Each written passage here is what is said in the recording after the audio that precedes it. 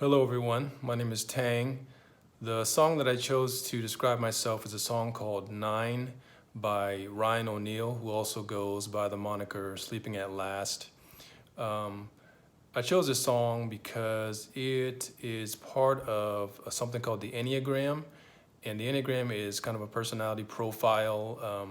Some of you may be familiar with the Myers-Briggs, which has 16 personality profiles, which is something I grew up with. The Enneagram has become more popular recently, and it has 9 different personality profiles. I'm just going to read to you what the number 9 profile is. The number 9 profile in the Enneagram is called the Peacemaker. It says 9s are accepting, trusting, and stable. They are usually creative, optimistic, and supportive, but can also be too willing to go along with others to keep the peace. They want everything to go smoothly and be without conflict, but they also tend to be complacent, simplifying problems and minimizing anything upsetting. They typically have problems with inertia and stubbornness. At their best, indomitable and all-embracing, they are able to bring people together and heal conflicts.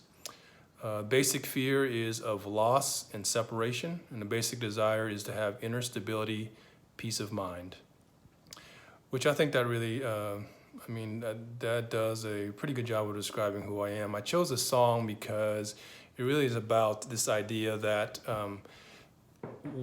if you are a person who is a peacemaker, there may be a tendency to kind of go along with others and not get into conflict, and in that sense lose yourself because you don't always stick up for yourself as far as what your beliefs are and your value system.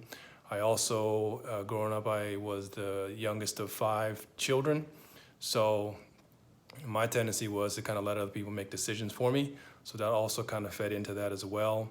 The song is about kind of waking up to that and discovering your identity.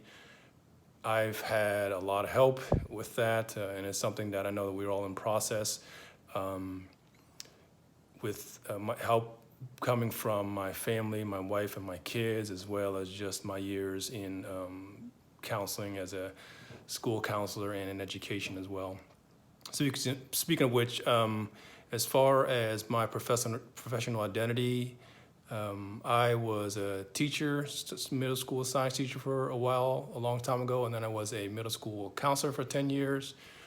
Most recently, I was a high school counselor, and then in this coming fall, in August, I'm going to be transitioning over to becoming an instructor and a faculty member at the University of Nebraska, Omaha, which I've done some adjunct professor instructing over there for a while now.